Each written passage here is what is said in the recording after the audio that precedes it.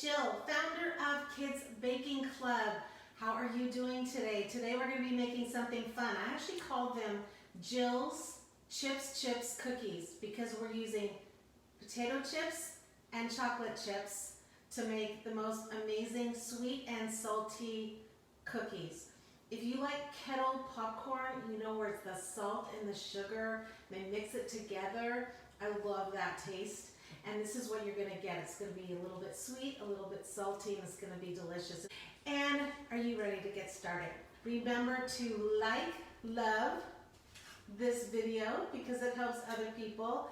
And then make sure that you share it with others because we want everyone to learn the love of baking. That's my whole thing, is I want to teach the next generation the love and the art of baking, just as I learned from my grandma when I was a little girl. Let's get started.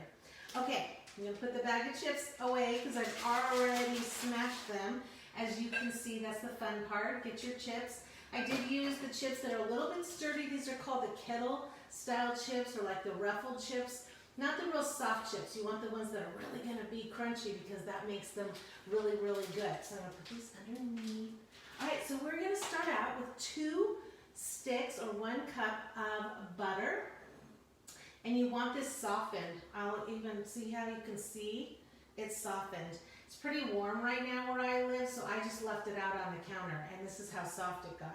If you're having a little trouble getting it soft, go ahead and microwave your butter in the microwave for about 10 seconds, and it usually will soften it up pretty well. Unless it just came out of the refrigerator, then you're probably going to need about 15 to 20 seconds. You don't want it melted though, because we're looking for a real creamy consistency. So go ahead and mix it really well. Get it nice and creamy. And now we're going to add 3/4 cup of sugar. 3/4 cup is a half of a cup and a fourth of a cup put together. That's how you get 3/4 of a cup. Most measuring cups don't come with a 3/4 of a cup, so you have to kind of use 2 cups to get that. And then we're going to add in 1/2 cup of brown sugar.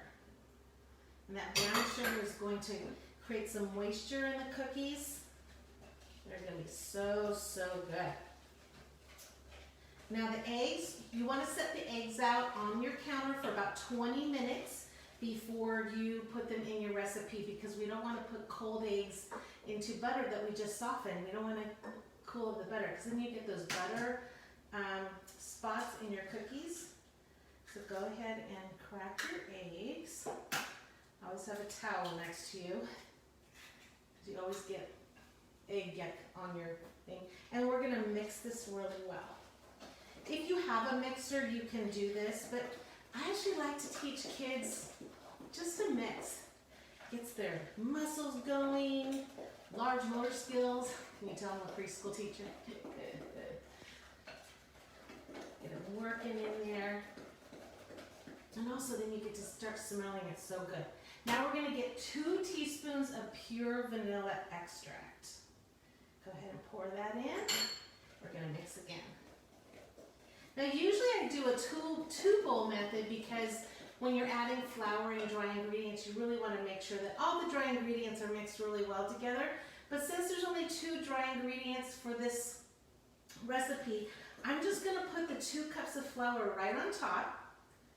Then we don't have to clean that extra bowl. And 1 teaspoon of baking soda. I'll show you a little trick that I do. Did you see I didn't mix the flour in yet? I'm going to sprinkle, not just going to dump, I'm going to sprinkle that baking soda on top of the flour so it's mixed really well. And then I'm just going to very carefully just mix the top of the flour, just making sure that all that baking soda is really mixed in. Then I can start to mix it in all together. Do you guys have like a favorite chip that you like to eat? Yeah, I'm just a potato chip. I don't need the barbecue. I don't need the spice. I don't need the jalapeno. I actually even tried the salt and vinegar. I didn't even like that. And I actually like salt and vinegar, but I guess I just like the traditional potato chips. Okay, now it's going to make a nice thick batter. Now this is where you're going to add the chips and the chocolate chips. If you were using a mixer, don't use the mixer here, because what's going to happen is it's going to make the potato chips too soft in there. Go ahead now and heat your oven up to 375 degrees. Pour your chocolate chips in. Mix those first. This gets to be a really stiff dough. Gonna get a workout today. Then we're going to add half of the bag of crushed chips in here. Makes about 2 cups, depending on the size of the chips. And now we're going to mix those in. Can you hear that?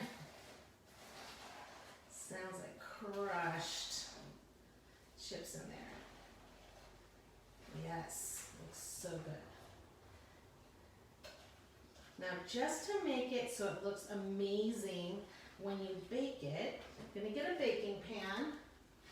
My baking pan has some parchment paper on it. This makes a lot of cookie dough, so you'll have a lot of cookies when you're all finished. So what I do with the other half of the potato chips is I crush those, and we're just going to spoon some out, and we're just going to dip it in some chips and then put it on the pan. So then when they bake, they really get that first crunch. And then the other thing that's really cool is they kind of glisten a little bit in the oven, so they look really pretty. And the other part is you kind of look at it and go, that's not a regular chocolate chip. There's something special about that, and that's because it has the potato chips on the outside. So we're going to put these in the oven, 375 degrees, for 12 minutes. You'll start to see them spread out. I made some snickerdoodles for some people the other day, and the little girl was so excited about it.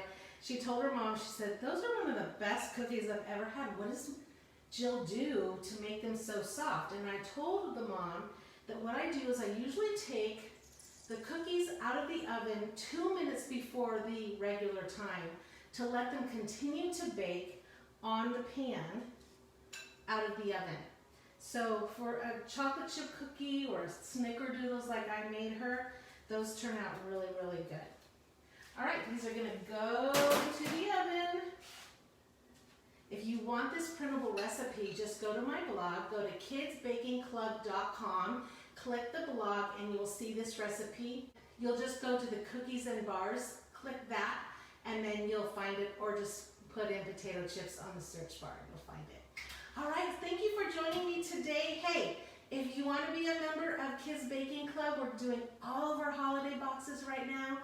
Right now it's our School Days Craze box, and it's so fun. And also, you get an apron with it for free with the first box. This is a perfect gift to give kids right now so that they have some fun activities to do while they're at home.